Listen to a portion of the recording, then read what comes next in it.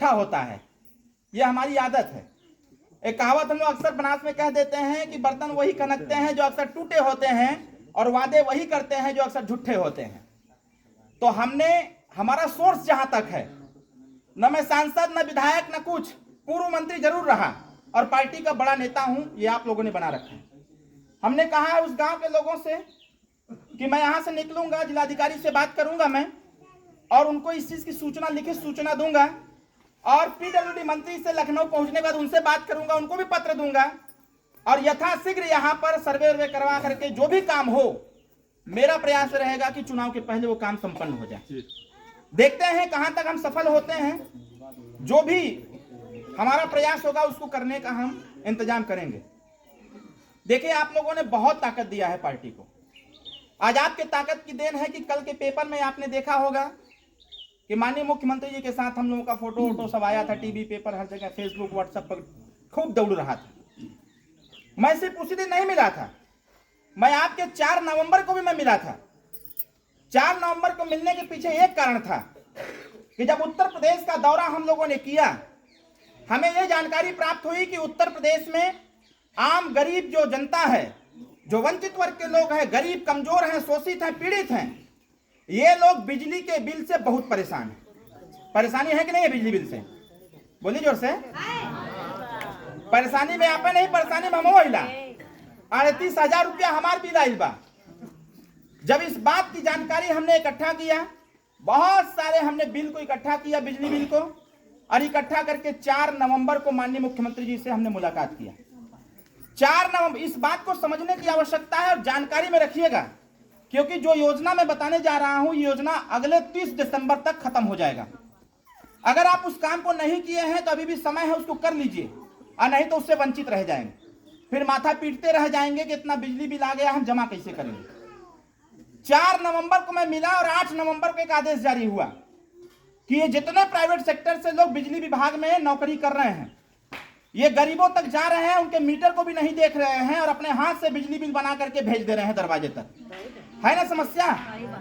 तो इस बात की जानकारी हमने मुख्यमंत्री जी को दिया और हमने कहा कि सर, इस समस्या का समाधान करिए, अन्यथा आने वाले समयों में एनडीए के लिए बहुत समस्या खड़ी हो जाएगी। मुख्यमंत्री जी ने कहा कि ऐसी समस्या ग्राउंड लेवल पर क्यों उत्पन्न हुई है। हमने उनसे कहा कि सर, इसलिए उत्पन्न हो गई है कि जितने प्राइवेट सेक्टर के कर्मचारी विद्युत विभाग में नियुक्ति की गई है, ये सारे लोग मनचाहा तरीके से उस पर ब्याज दर बढ़ा बढ़ा करके लोगों का बिजली बिल पहुंचा रहे हैं। मुख्यमंत्री जी ने 8 तारीख को एक आदेश जारी किया कि 8 नवंबर से लेकर के 30 नवंबर तक, इस बात को ध्यान रखिएगा, 8 नवंबर से लेकर के 30 नवंबर तक जितना बिजली बिल आया था, उस बिजली बिल पर जो चक्रवृद्धि ब्याज लगाया गया था, वो चक्रवृद्धि ब्याज 30 नवंबर तक 100% माफ था। 30 नवंबर से लेकर के 10 दिसंबर तक हर बिजली बिल पर जितना मैक्सिमम ब्याज लगाया गया है, वो ब्याज 90% तक माफ था।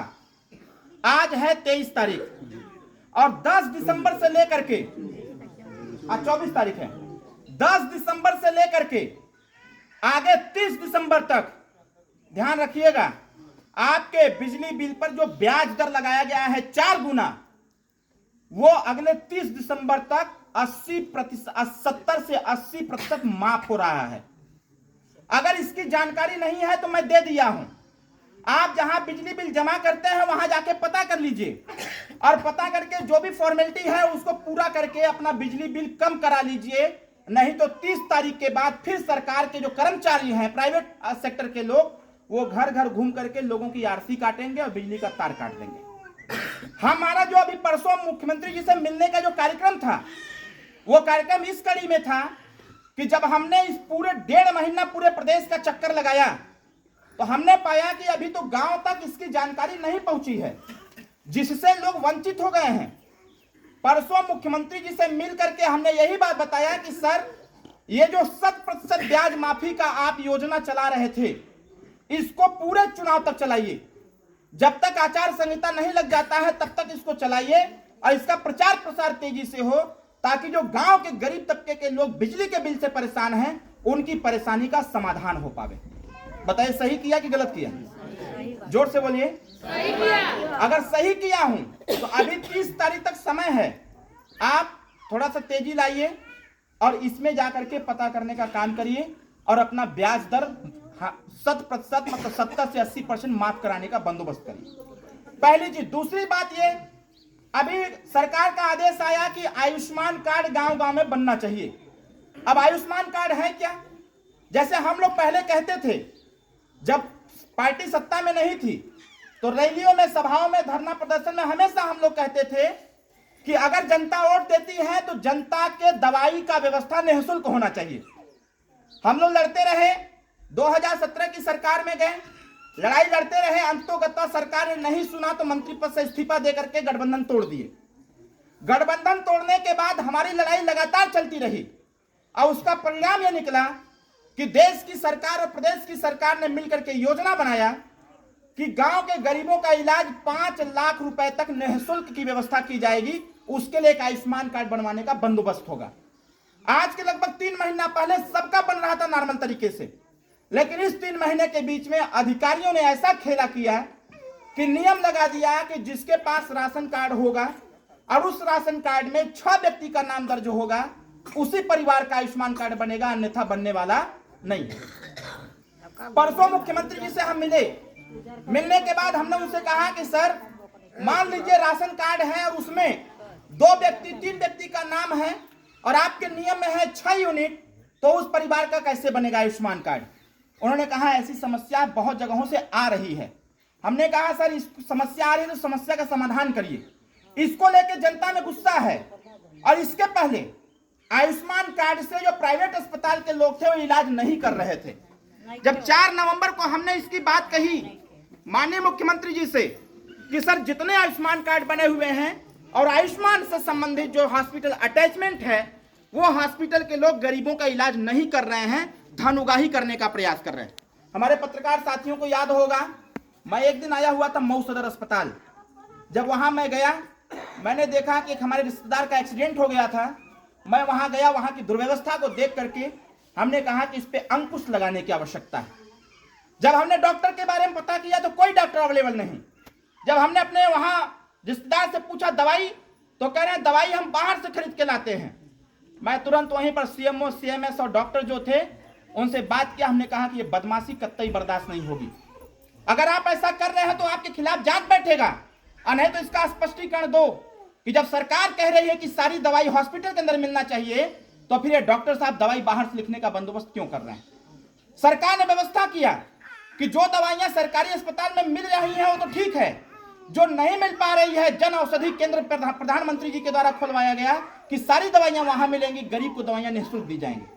जब इस बात की हमने चर्चा 4 नवंबर को मुख्यमंत्री जी से किया, मुख्यमंत्री जी ने आयुष्मान कार्ड से जो अटैच हॉस्पिटल हैं उनको निर्देश जारी किया कि अगर गरीबों का इलाज करने में लापरवाही बरती जाएगी और कंप्लेंट के तौर पर मिलता है तो हॉस्पिटल के लाइसेंस को निरस्त कर दिया जाएगा और उस पर जांच बैठा दिया जाएगा कि यहां पर आयुष्मान कार्ड को देख करके ये धन उगाही करने का प्रयास कर रहे हैं।